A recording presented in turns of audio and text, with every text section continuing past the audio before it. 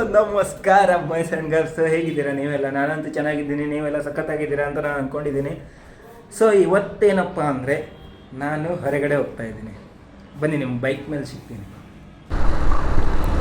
Guys, ಇಲ್ಲೇನು ಈಗ ಒಂದು ಆಟೋ ಹೋಗ್ತಾ ಇದೆ, ಬಟ್ ಈ ಥರ ಅದಕ್ಕೆ ರ್ಯಾಪಿಂಗ್ ಯಾಕೆ ಮಾಡಿರ್ತಾರೆ ಅಂತ ಗೊತ್ತಾ ನಿಮಗೆ?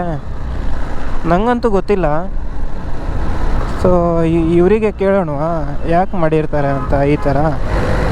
ಗಾಯ್ಸ್, ಏನು ಗಾಯ್ಸ್ ಇದೆ ಇಷ್ಟೊಂದು ಟ್ರಾಫಿಕ್ಕು? ಓ, ಆ ಜೀಪ್ನವ್ನು ಹೆಂಗೆ ಹೋದ ನೋಡಿ, ಬುಲೆರೋ. ರಿಕ್ಷಾ ಅಣ್ಣ ಕೂಡ ಓಡಿಸ್ತಾವನೆ.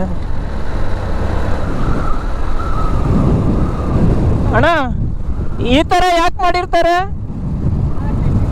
ಹಾಂ, ಟೆಸ್ಟಿಂಗಿಗ? ಓ, ರ್ಯಾಪ್ ಯಾಕೆ ಮಾಡಿದ್ದಾರೆ? ಓಕೆ, ಕಲರ್ ತೋರಿಸ್ಬಾರ್ದು ಅಂತ. ಓಕೆ ಅಣ್ಣ, ಹಾಂ ಓಕೆ.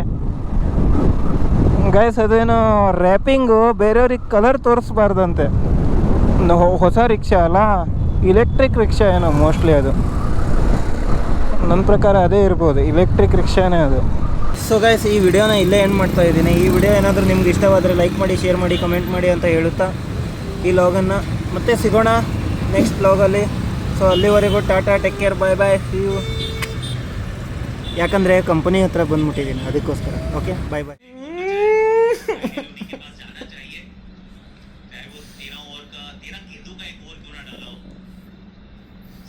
ಗೈಸ್, ಬೆಳಿಗ್ಗೆ ಕಷ್ಟಪಟ್ಟು ವಿಡಿಯೋ ಮಾಡ್ಕೊಂಡು ತೊಗೊಂಡು ಬಂದಿದ್ದೆ.